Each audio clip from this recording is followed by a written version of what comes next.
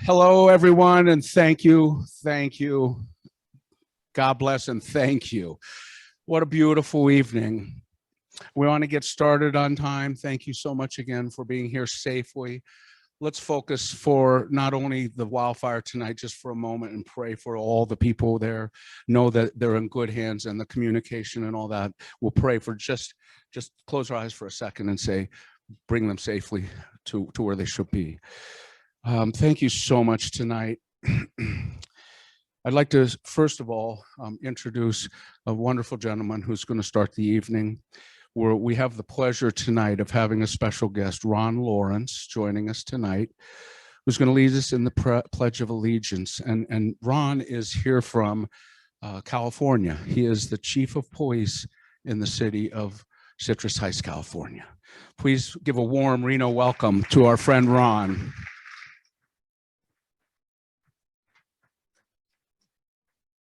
Well, it's an honor to invite you to join me in the Pledge of Allegiance to our great nation. I pledge allegiance to the flag of the United States of America and to the republic for which it stands, one nation, under God, indivisible, with liberty and justice for all. Thank you.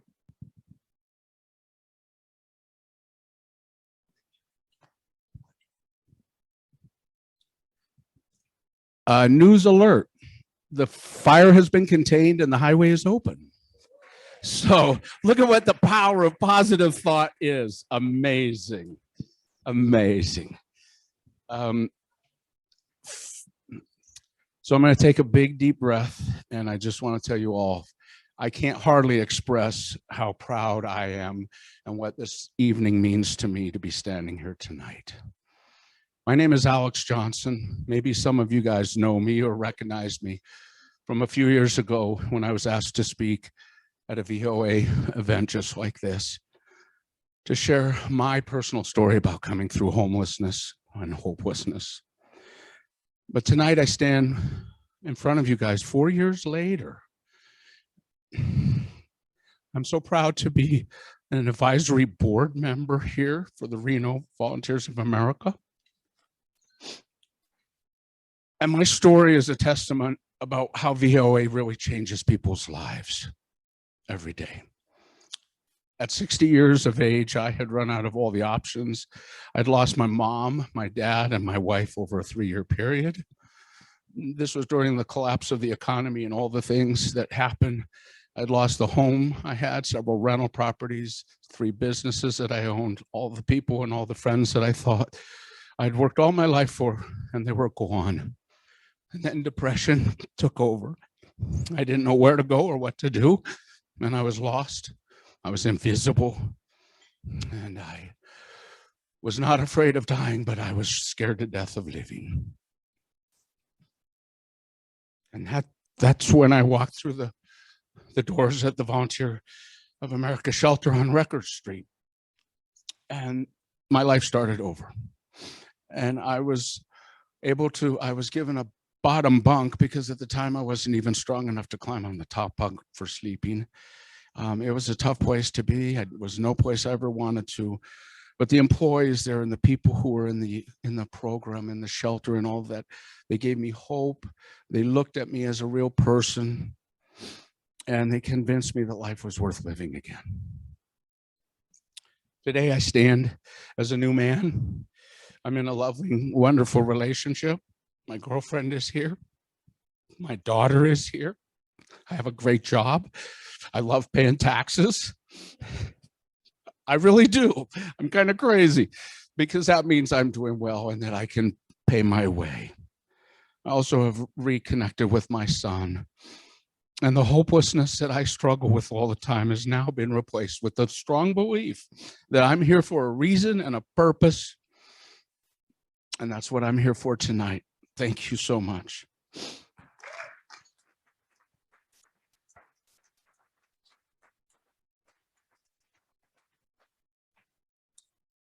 The stories that you'll hear tonight, including mine, are truly only possible because of your love and your compassion, and certainly your investment in the community and all of us. You know, there's a gap between the funding that we receive from all the agencies and the grants and the true cost of rebuilding lives. And it's a funding gap. And just like everything, if you make more, if you spend more than you make, you're in trouble. So this year we have a gap, and it was $600,000. But thanks to so many of you and all our generous, wonderful supporters, we've been able to cover a significant portion of that gap. And tonight, we're asking to help us close the rest of that gap so that we can continue to say yes. Yes to people just like me, just like so many people here tonight who they walk through the doors of Volunteers of America and they just want someone to care. This evening, I want to show and help you guys know that every single person you help, like me, we impact 10 other people at least in our lives. And what a gift that is, and I'm proud and I'm proof of that. We have programs like the men's shelter and the village at Sage Street, and none of these would be possible without the support and the continued support that we need from all of you and our sponsors.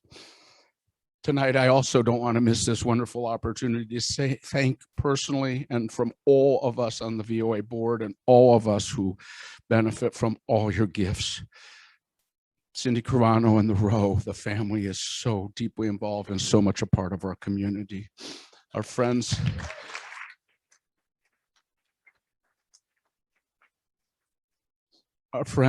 deep friends and close friends from Nevada Hopes.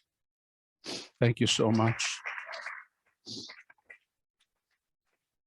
I could stand up here for an hour and thank all you. So I just want you to know that our friends from Health Plan of Nevada and Sierra Air and Western Nevada Supply.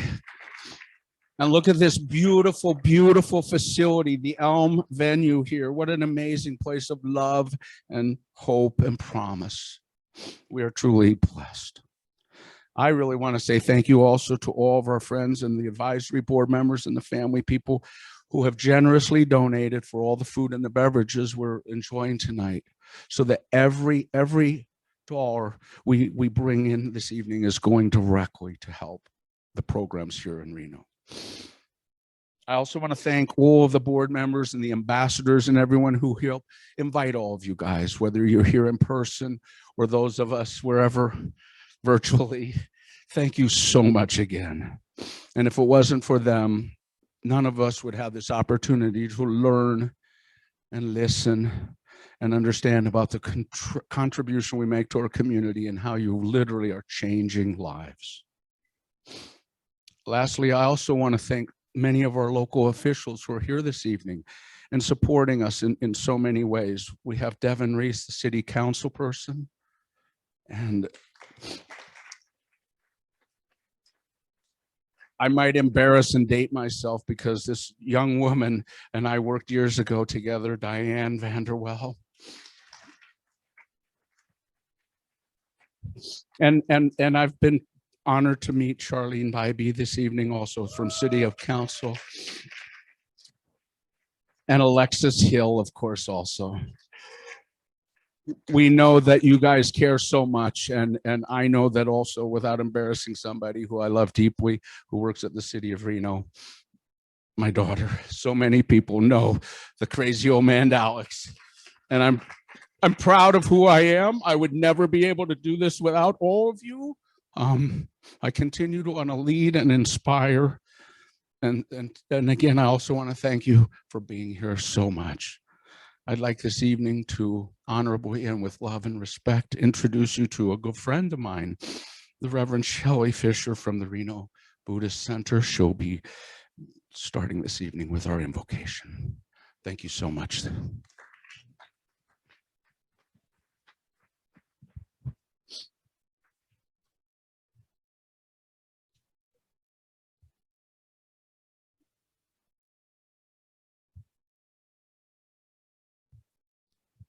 Good evening. Good evening. Can you hear me? Okay, good. Thank you for your kind invitation to be with you tonight at this wonderful Shelter from the Storm event. We all need shelter from the many storms in life. As a Buddhist priest, my life focus is more in the spiritual realm of helping people take shelter from spiritual troubles. A kind of spiritual shelter is called taking refuge. Taking refuge in the infinite wisdom and compassion of the universe, in other power, a higher wisdom outside of our small selves. An essential aspect of taking refuge is through the support of a community. It is in community that stepping on a path towards spiritual growth can take place. The nurturing soil of our enlightenment is the community, or in Sanskrit, the Sangha. The laboratory of our enlightenment is the Sangha.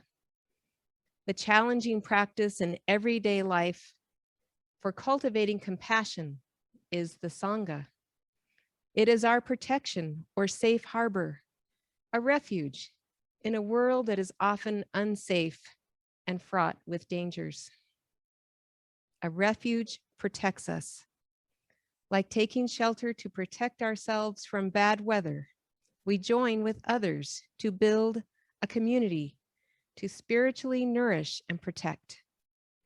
We are doing this tonight, honoring those who have given so much to creating shelters for those without. We just know that you can create a spiritual shelter within. Know that you are supported in loving wisdom and compassion at all times. This is true at all times. I will now chant an invocation that is traditional in my lineage of Buddhism, Shin Buddhism. It's in Japanese and it's called the Zen Sho Kata.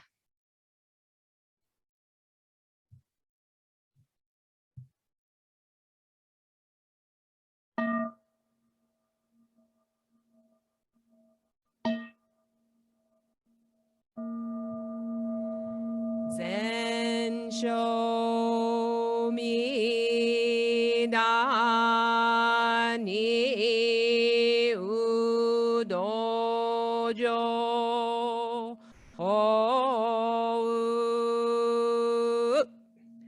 U I Gu Gan O Uji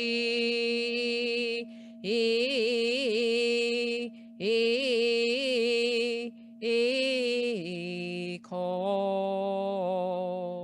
O O O O Kanon Seishi Jinja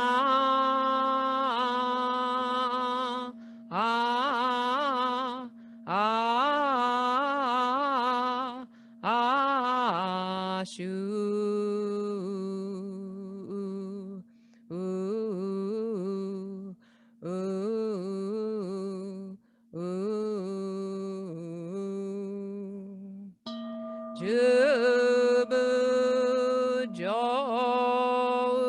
Kera Inni Ue.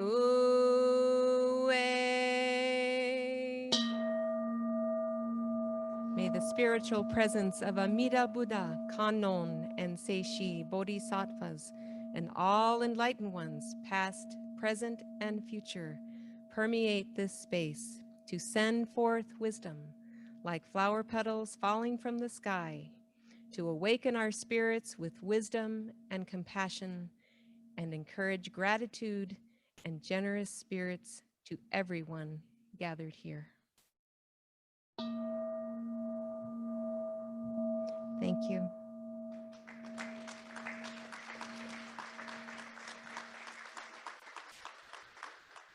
It's my pleasure to introduce the Regional Director of Volunteers of America, Pat Cashell.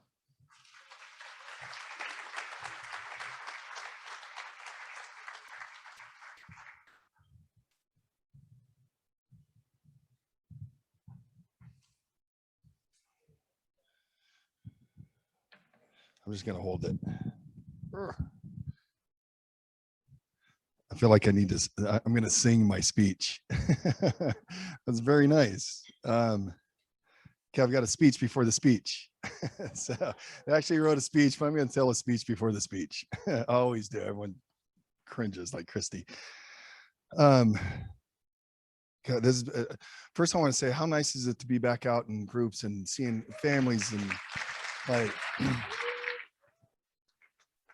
like how amazing is this? It's like, I mean, I'm not gonna lie, like the last shelter from the storm we did on Zoom, and I didn't like it. I just didn't like it. I'm not like, I love this. I love seeing everybody and all the faces and seeing the smiles and just seeing the love and the compassion and the empathy that everyone here has here for just showing up here tonight.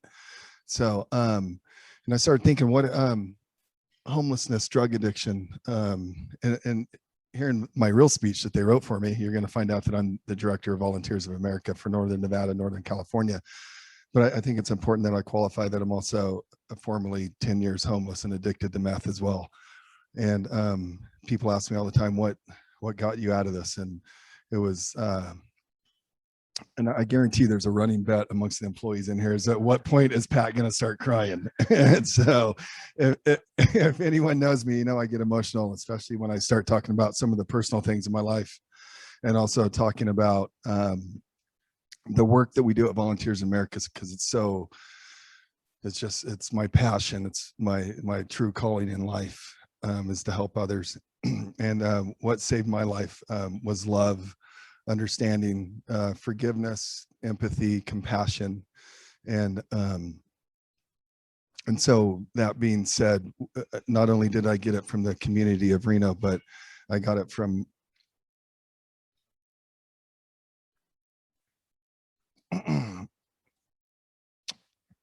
my family. And you know, I've been worried all week. I think this is the 7th time we've done this. I've been here 7 years, so 7th time I've done this. And every year I usually look out in the audience, and he's the, there was one person that stood by my side through everything.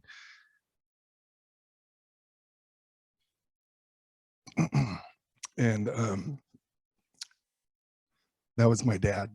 And looking in the audience tonight, he's not here. I know he's still here. But more importantly, my mom's here.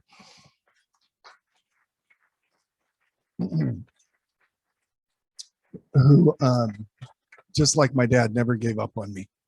And I think maybe you only missed one breakfast. I think you slept in that day.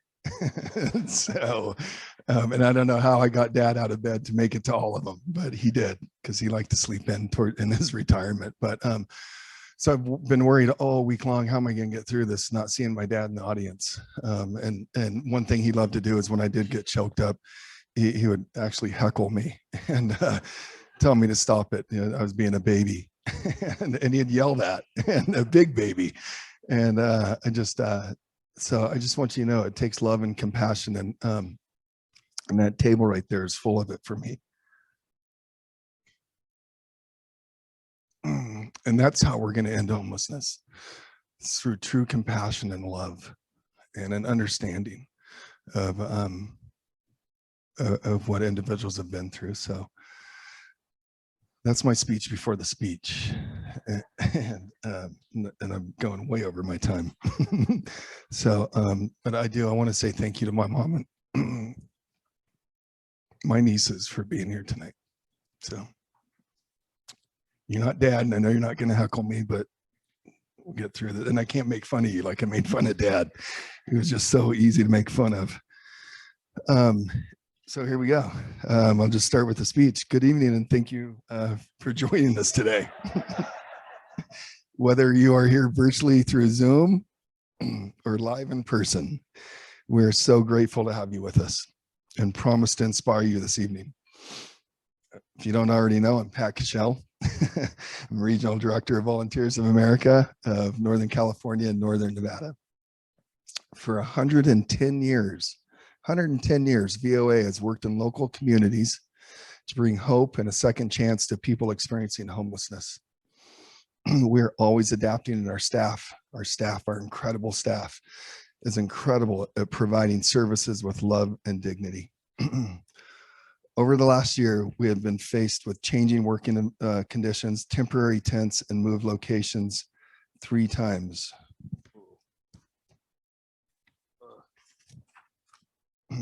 Through it all, our staff stayed strong and continue to serve and keep everyone safe. Many of us here today have shared encouraging words with us during some of the most difficult times we have ever experienced. For that, I want to say thank you. I truly do. I'm amazed each time by the strength of our staff and their passion for helping those who are struggling with homelessness in our community. I want you to know that you are the fuel. You truly are the fuel that keeps them going, that keeps us all going. Together, we are strengthening our community. Together, we are changing the lives of individuals like Alex. What an incredible story. It's absolutely incredible what you have accomplished and where you've been and where you've come from. From day one, seeing you at the shelter, what an inspiration you are. Truly are, and a true friend. So we're lucky to have you here tonight. So thank you. And you're always, every time we call you, you seem to show up. So you seem to show up. So thank you. By sowing seeds that will eventually grow into a garden of life-changing experiences. The events of last year have been difficult for many people. Some of you may have noticed that there's more homeless, more people in your neighborhoods experiencing homelessness. Families lost their jobs when businesses closed. Rent went unpaid when savings ran out. Children and their teachers had to embark on distance learning with no model to follow. It'd probably help if I had these on. Each of us here today has to navigate life differently than we did before a year ago. But most of us, we had the resources and support to weather the storm of uncertainty. For VOA, our work has never been so important. As most of you know, through a recent partnership with the city of Reno, where's Monica and Hetty? You guys are amazing. Like, I'm so grateful for you two. So, Washoe County, amazing. Thank you. I really do. I appreciate all the hard work and everything that you do for our community. It means the world to me as well. And the city of Sparks, I'm not sure if city of Sparks is here, but we're all absolutely, I know, yeah, right at the main table. I'm sorry, I talked to you earlier, but thank you for all your, thank you for all your support. This is like such a team effort. This is not just a Sparks or Reno or Washoe County issue. This is a regional issue, and all of us, I can't tell you, to see everybody come together, because there was a time that we did not work well together, and we work so well together, and the support that we give to each other is tremendous. And I just want to thank you all. You make my job a lot easier. So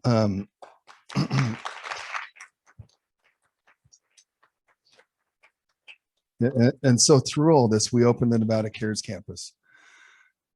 I can honestly say I was honored and humbled by the work of our staff, the city employees, and everyone involved was able to accomplish. This was a true community partnership that will result in lives being changed. This will be the first stop for hundreds of men and women who are suffering.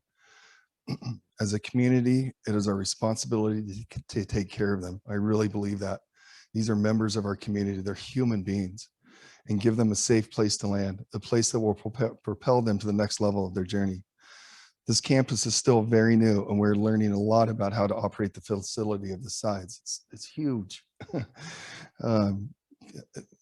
If you haven't been there, you should come. How many people have been to the Denver airport? That's what it reminds me of. It's a terminal at the Denver airport. This place is it's unbelievable. The only thing we're missing is Starbucks and the Burger King.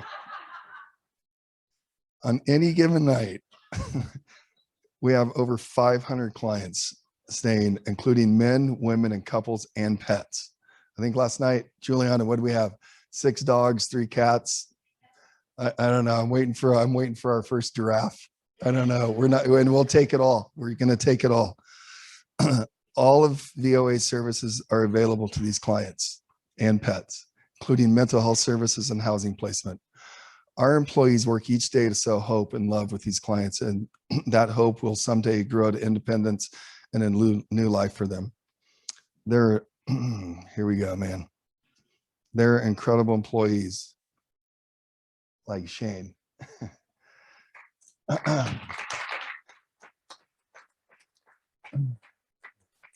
I'm going to get through this. So they're incredible employees like Shane who experienced homelessness herself. And so I've always said, being at Volunteers of America, my biggest asset isn't because I went to school to learn how to run shelters. Wasn't because I studied it in a book. Like Shane, like myself, I was homeless for 10 years. I experienced self-inflicted like drug addiction. I experienced mental health issues, just like Shane. And that's what qualifies me, I think, to run Volunteers of America and the homeless shelters in Reno, is an understanding like Shane has of our clients and what takes place. Shane is going to kill me. If you didn't notice, Shane's wearing the leopard shirt. I'm going to probably make you stand because what she's done is amazing. But it's not just Shane, it's all of our employees. It's all employees across every program that we have. I know for a fact we have 117 employees for something recently that is coming that nobody knows about, but we have 117 incredible employees in this community. So after coming out of her own 8-year struggle, Shane has worked tirelessly to show compassion and love to every client she meets. So a few weeks ago, Shane literally saved someone's life. I see this every day from our employees. She was at the resource center in the mailroom and noticed someone came in with a young 15-year-old girl. Shane knew that it was unusual for this person who suffers with extreme mental illness to be with anyone and started to ask questions. She eventually figured out that this young girl had been kidnapped and taken to our campus. Shane calmly asked questions of the woman and the girl, earning both of their trust. Shane was able to separate the girl and called the police, eventually reuniting her with her parents. I can't even begin to tell you, and I wasn't there, but I heard stories of how grateful the parents were. And this speaks volumes about the work that we do every day, the employees. Although this story isn't common to our everyday work, Shane proved herself to be a true hero.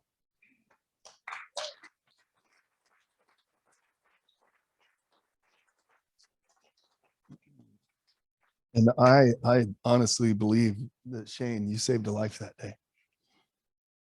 Shane is only one of the incredible VOA employees that makes our work happen every day. Tonight, you will hear stories of clients coming out of addiction and gaining a new life. But these stories can't happen without all of you in this room. As Alex mentioned, this year, VOA has a budgeted funding gap of $600,000. That is the difference between the government provides and the true cost of life-changing programs. Each year with support, we have successfully closed our funding gap, and with your help today, we will do so again. Everyone in this room, you are the reason we're able to be innovative, and everyone online too. I keep forgetting about Zoom and bring new tools to heal more of our neighbors.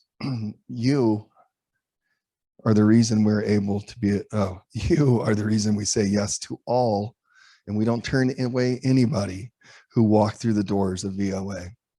Together, we are making a difference. So from the bottom of my heart, from a homeless individual, that former homeless individual with a loving family,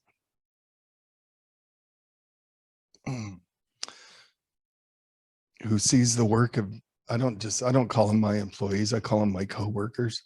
I don't call myself a boss. I just work alongside some of the most incredible employees I've ever met in my life. And I think I speak for all of them. I just want to say thank you. Thank you from the bottom of my heart. Together, all of us, this community, everyone at VOA, we're making a difference. And so I just once again say thank you for being here this evening. And at this time, I hope you guys all brought tissues, because I'm going to turn your attention to the screens and for a video with some incredible stories.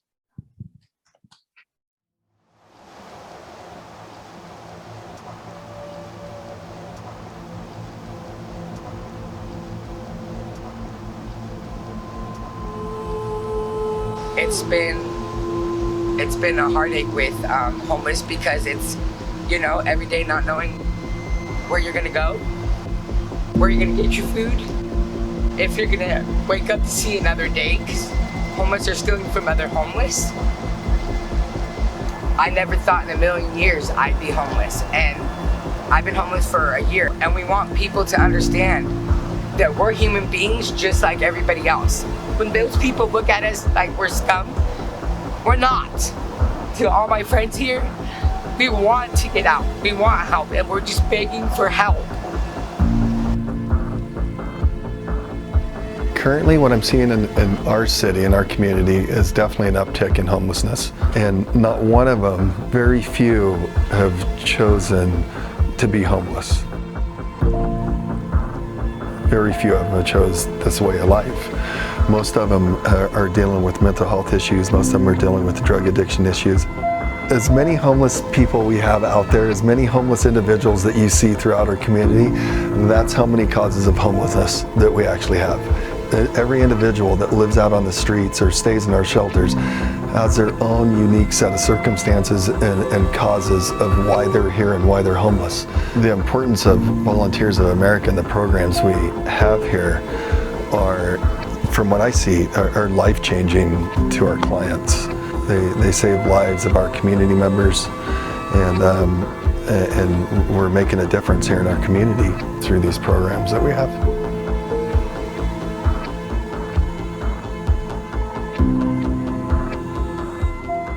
I used to live off of LaRue and Plumas. I was paying $5.60, and they came in there and in one day raised it to $11.60. And he kept telling people, if you don't like it, leave. So had to go. And the rents were just everything was shooting up. It was getting stupid, so I just took off. I just wandered around in my pickup. I got a camper on my pickup, and be back in the back of it with the camper, you know. And it's 17 degrees temperature. I'm in a sleeping bag. Yeah, I wanted to be in here real quick.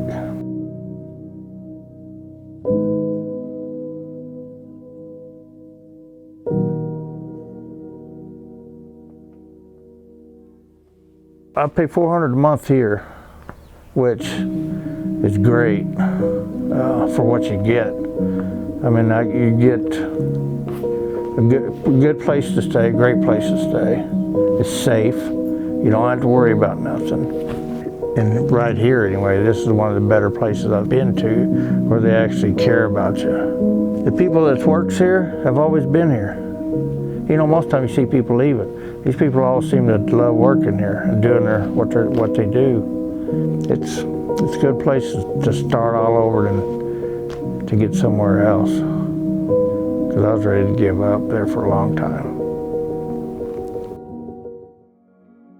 There's one thing I wanted to share with people who haven't experienced homelessness is just to take time to meet somebody. You know, if you can get past that first impression and you can start to talk to somebody and have a conversation, then maybe you can start to learn that, you know, everyone's people. You know, life takes funny turns for people, and we end up in places that we don't really want to be. But, you know, through help and finding the right programs, there's a way out. I had been abused throughout my life, so I found a refuge in alcohol. And so I began sneaking it from my father, and it was easy because he was a severe alcoholic, so he would pass out, and so he would leave all his alcohol out. And so I began at 12. And from there, I found crack cocaine at 18.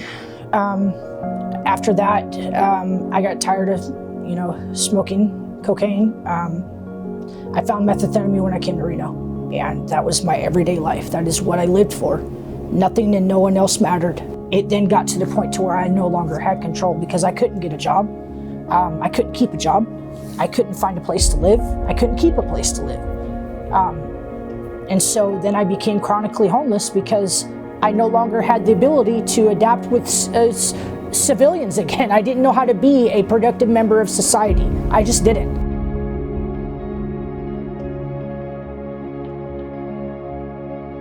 In the beginning, it was just a place to sleep. It was a safe place for my wife and I. But eventually, as I started having more resources made available to me and more people were beginning to try to integrate recovery into my life, I began to seek the resources that were available, and I found it. I met a lot of great people here. The staff they dealt with me. They showed me a kind of love and respect that no one else out there did. Because of the employees and those people, those staff that took the time and spoke to me and talked to me like I was a person and not a statistic, that made every bit of difference to me, because then I started to realize that somebody cared.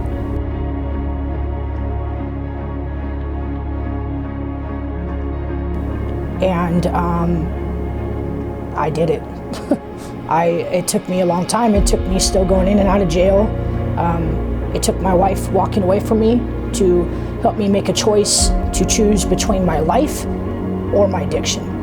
And so because of that compassion that individuals showed me, I'm where I am today. Because now I have the opportunity to show that same compassion to individuals every day.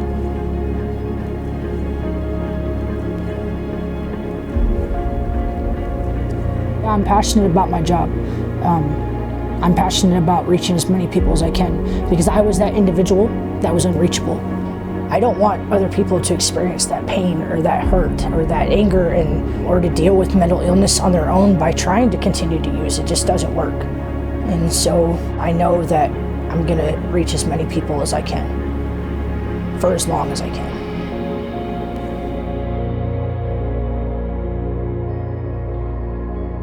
I mean, why leave a place where everybody treats you nice and they don't treat you like some homeless person?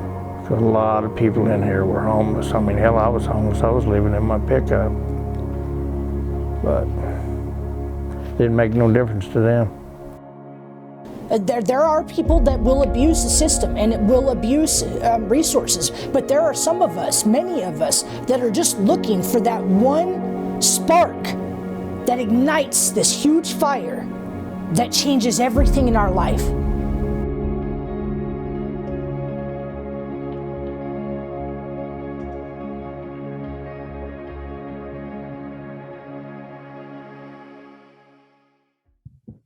Thank you for having me today. My name is Donald Griffin.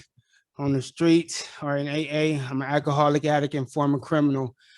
So I'm gonna give you guys a heads up of my story. It might trigger something. So it talks about suicidal thoughts, criminal activity, just a tip of the iceberg of my lifestyle. So good evening, everyone. Allow me to paint the canvas of your minds with my story today. My name is Donald Griffin. On the streets, I'm known as Donald G, a misguided individual who fell on hard times, landed on the tip of a hypodermic needle. I grew up in South Central Los Angeles with a hardened protein outlining my cocoon with the environmental threads of silk. Young, Black, and programmed for perfect destruction. A menace to my society that evolved from my community. Given the life expectancy of 25, high school dropout, distracted by liquor stores and drive-bys. Surviving was a lifestyle. I felt my choices was to play basketball, get good grades, or gangbang. Becoming our dreams were no longer an option for us. I wasn't able to play basketball. I'm not even that tall. Or unable to keep my grades up, so I dropped out of high school after the 9th grade. I was a nightmare walking. I started drinking and drugging.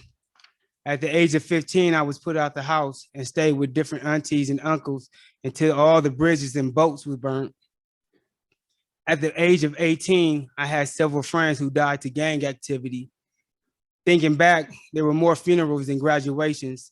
I now know I was traumatized. When I was growing up, PTSD wasn't even a term we used. We didn't have no counselors. It was just called life. We didn't talk about our feelings, our mental health issues. You were just called crazy. By the age of 19, I was in full-blown addiction mode. And now in and out of jail, no clear direction in my life. My cousin told me about Job Corps in Reno, Nevada. Due to her police warrant, she wasn't accepted, and I sat alone on a one-way trip to Reno, Nevada. My cousin, she was killed 2 months later in a bank robbery. I received my high school diploma at Job Corps, but was still overshadowed by my new addiction to crystal meth. I became trapped in a cocoon coma of addiction. I spent 5 years in my adult life homeless and 23 years out of it trying to find my purpose. The misinterpretation of knowing I would never have custody of my own life and juggling between a disease and addiction. And let me tell you, there's a difference. My mind, body, and soul went through an identity crisis for over 23 years, locked and trapped inside a confusion of who God wanted me to be. I went through this vicious cycle of getting clean for a few months, long enough to find a job. I would work, mismanage my money, and be evicted from hotel rooms. And then I would fall back into more drugs. When I didn't have anywhere to go, Volunteers of America took me in. The shelter was a safe place, somewhere to sleep, but also a place where staff didn't judge me or look down on me. No matter how many times, and it was a lot, that was a lot of times. The staff would set aside food for me when I worked the night shift. I always made sure I was taken care of. It was an unconditional love that I didn't understand at the time, but looking back, I could see that they were sowing seeds that in hopes that I would eventually grow into sobriety and better myself in life. In 2017, I hit rock bottom. I couldn't dig anymore with a bent shovel. I was arrested for disturbing the peace, and I had a choice, either 6 months in jail or a program. I chose the program. I've gone through 7 programs, mental health court twice, over 32 arrests, and prison previously, but this time was different.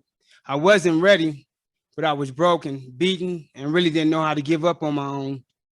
You see, I finally realized that I had not only to physically detox from drugs, but mentally as well. I had to completely remove myself from people, places, and possessions. My thinking was the relapse, which meant I had to renovate my mind and monitor my thoughts. My new habits became AA, work, and the gym. The body that once lived off of poison of the streets no longer consumed animal products and maintained healthy eating.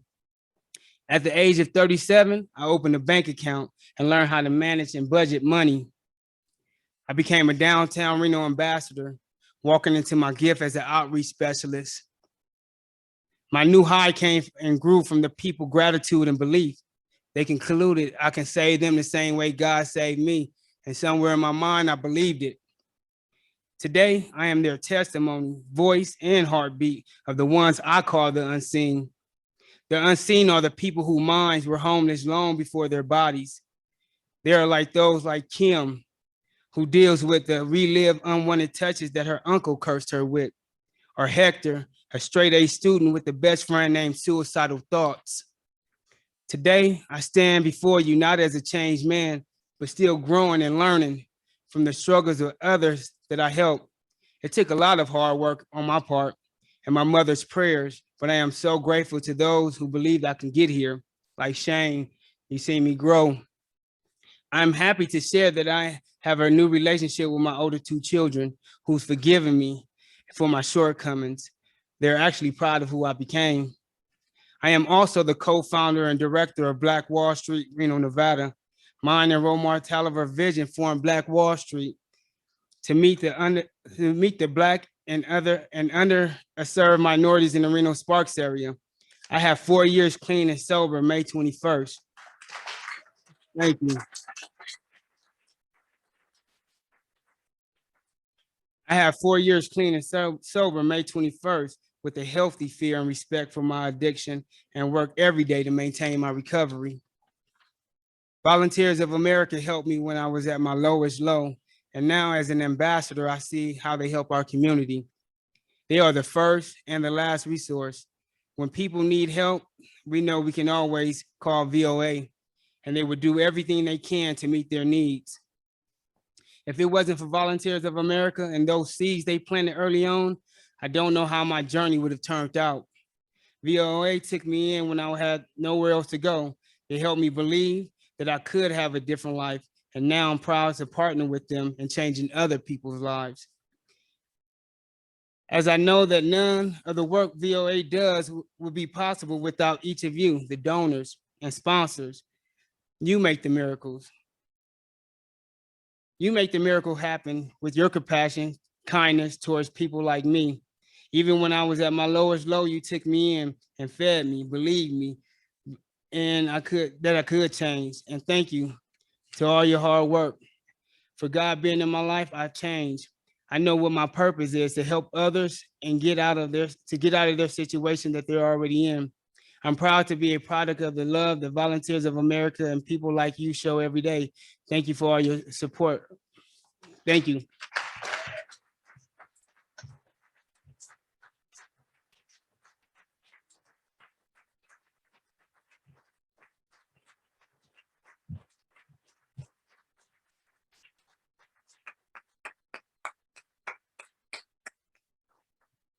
Wow, I don't think I should follow him.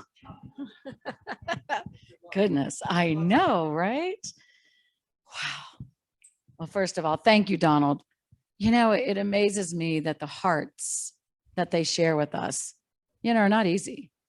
Their stories are painful.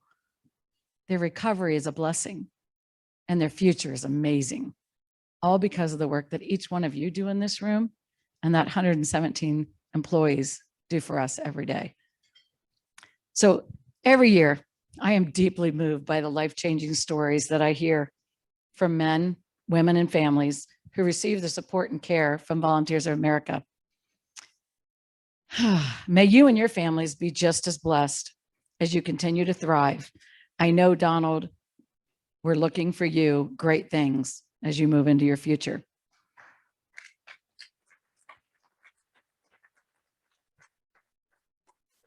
I'm Sue Sadler, and I'm Volunteers of America, Emeritus Board Member, Shelter of the Storm Society member, and an Evergreen member. I learned about Volunteers of America nearly 15 years ago when I was invited with my Rotary Club to paint a playground in between the men's and women's shelter. Now, I was new at Rotary, and you know, you don't really know how you're getting roped in those early days. And this guy said, "Why don't you co-chair this thing with me?" And I was like, great, so excited. So we did. And it was the first time I'd ever been on Record Street, ever been to the shelter. And of course, you know, kids come pouring out to play on this new playground, and I was hooked. So the next year, we decided to do a bigger project. And I think my Rotary Club still calls it Extreme Makeover. I did bring in a bulldozer. So what? Anyway, and we literally took Tent City and gutted it and redid it and put in shelter, shade, benches, and things that would be usable. We incorporated the Boy Scouts of America, and they put in garden boxes and things to make it a place where when they were waiting for services wasn't so blight. And at that point, I was hooked. Every person has a story. And I've always been excited to hear people's story. Now, I'm just voracious that way. I want to know the story of everyone, whether it's someone homeless on the curb, someone at the hospital, someone that lives in that mansion I just think is cool. I want to know what their story is. So it really fit my personality to start having those conversations and asking those questions and hearing their stories. Someone walked with me one day down there and said, "You know, Sue, this is a place we all want to believe doesn't exist." No, it's the place once we know it exists and we engage, changes lives of everyone around us. And as I said, each one that we save multiplies by 10. That's just a phenomenal goal. So I've heard the powerful stories of redemption of men, women, and deep courage and humility to ask for and receive support. I always say, I think the hardest step has to be that first step across that threshold in that door to say, I need help. I can't imagine the courage that it takes to make that leap of faith after so many times of doing on your own. I listened to the late Bob Cashell, and I'd be remiss if I didn't mention him here. He dreamt of a better Reno. You know, he wanted the support. He knew this was a need for our community way before we had as much homelessness as we do today. In fact, I would chuckle. I'd be down there on a Sunday with my grandchildren doing some activity, donating something or whatever. And here'd come Bob driving through, window down. Hey, Joe. Hey, Tom. Hey, Bob. How's it going? He believed. He believed in the place. He believed in the mission. And I think it just takes more of us to do the same. And we can then make a difference in our community. Volunteers of America is special because we work together to give people a hand up. It's not a handout. It takes hard work. In my time working and supporting VOA, I've learned so much about the homeless population, the misconceptions, the biases, and all have versus the truth that everyone has a story. Some have experienced tremendous trauma. Others have mental health or addiction issues that just need some help to overcome them. I'm grateful for a better understanding and for the opportunity to help. I listen to some of these stories and I think, I want to be that family that they deserve like I had growing up, right? I know Donald didn't share this with you, but he shared with me that he witnessed his first murder as a child. Think of your family. Have your children had to endure that at the start of their life? The mental things these people have overcome because of the work that we can do, that's a family. That's us. That's us giving back for all the blessings that we've been given. We talked about a funding gap of $600,000. That's not a small number. And it grows as we grow with our population and the amount of people that we're able and the programs that we can develop to improve our community. We don't want to be the communities that we hear about in the news. That's not who we are in Reno. We're hometown. We take care of our own. We rise up. We pull together. And we take care of those that need taken care of. And that's what Volunteers of America does with the funds that we gift them. Yes, our government doesn't pay for everything. I think that's such a misconception that people believe that all the money just comes pouring out of our government coffers. Well, it's just not there. And so it takes us to want to be a part. So thanks to our generous supporters like you, that funding gap is nearly closed. With gifts given tonight, we are likely to be able to close it completely. All of your gifts will go 100% towards the funding gap. We don't use them for administrative fees. We terribly stingy with what we do with the money you entrust Volunteers of America, and we put it to work for the people in need. Before we do anything, though, I want to explain a little bit more. You see all these ribbons. I don't know what that really means, but I think I took a wrong turn somewhere and got too many things on here. But Society of the Storm member, it's something I truly believe in. It is just a very small token of what we can do on a monthly basis to take care of someone else. This special society is made up of people like us, you and me, who commit to making a financial investment in people like Donald for a minimum of $1,000 annually for 5 years. You know, that's $84 a month. I know some of you spend more than that at Starbucks, right? You can change a life, and we can do an $84 a month withdrawal to the society. It's phenomenal. Our Evergreen Society members commit to that $1,000 for an unlimited amount of time. Now, you can start and stop anytime you want. We don't have any Guidos that come out and heavy hand you, right? Life changes, things happen. So we start at the $84 a month and we build from there as what you're comfortable with for as long as you're comfortable with being a part of our family. So there are 3 levels for the society.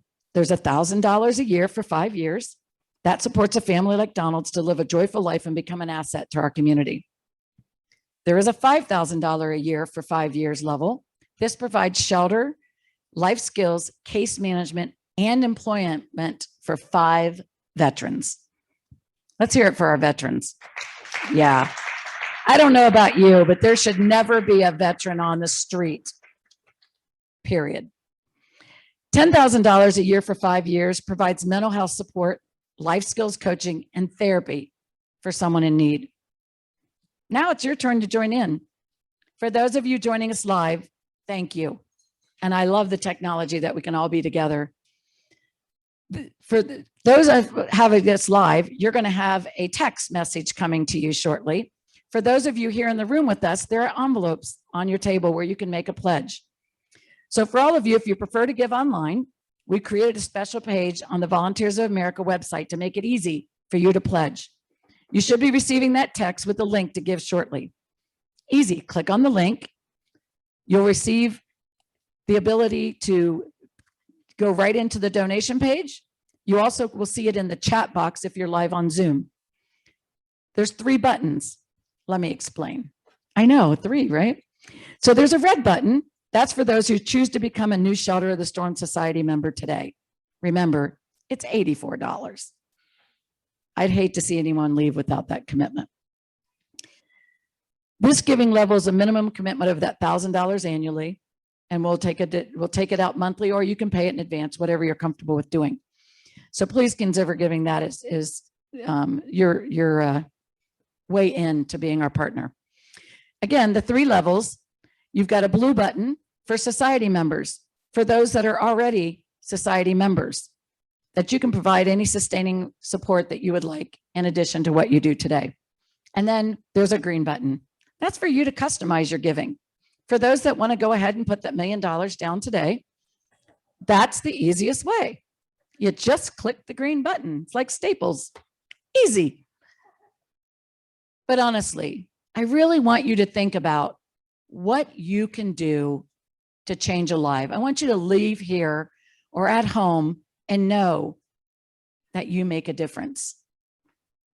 You know, I have young adult children, and I couldn't be prouder in my grandchildren and my children. Is my granddaughter not too long ago did a purse campaign. I didn't know anything about it. And my daughter called me and said, you know, Mom, you need to take Mariah down to the shelter. And I said, what are we doing? And she said, she put a campaign on at school and she collected purses from all of her friends. And then we went to the dollar store and we filled them with all the women's toiletries that they may need. And she collected over 100 purses and filled them. Guys, she's not alone. Reno is all about that. It's really about just doing whatever it takes. No one asked her to do it, but she had been down there enough times and she knew what needs are in our community. And she knew during COVID how hard it must be even more to be on that street and how lonely that felt. And she even told ladies, it was cute, you know, that's not a real Coach purse, right? Because they were like, oh, I want the Coach, or I want the Louis, or she's like, but they're not really real. They go, we don't care. She was all about it. And so my daughter called me today, ever prouder moment. And she said, Mom, I want to be a society member. Can you send me the link? Right? Guys, it takes all of us to do this. So whether you're 14 or 35, okay, I'm not giving you my age, I'm old. We can all band together and do this. So again, if you're ready to give, click on the buttons, or you will see on the screen. If you don't have the text, you can log on directly to the website /give and make your donation. If you're in the chat box, check the link and you'll go to the buttons. So at Volunteers America, we welcome any contribution, and I seriously mean that. Every single dollar makes a difference. And I know everyone's in different places in life and what they feel comfortable giving, and that is absolutely fine. So any gift will help us meet that increasing demand for essential services. We truly appreciate everything that you do. So I'll give you a few minutes to fill out your forms, and then I'll be back in closing.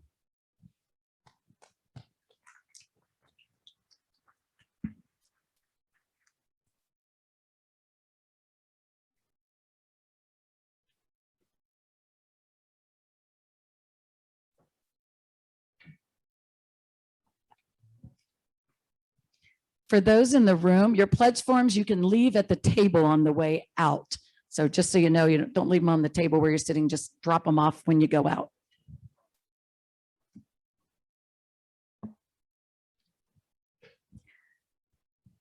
I'd like to give thanks again for all the food, for the venue, and for every one of you who have came out to spend time with us tonight. You make a difference. Being a society member is truly about Reno. Your commitment to being a part of our city and an action to make it better.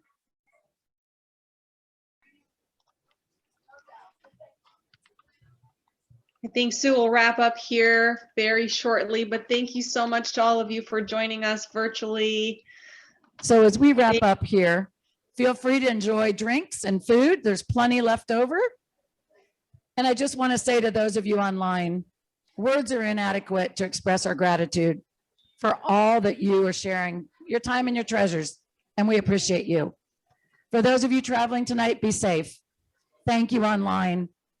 Be wise, be well. God bless.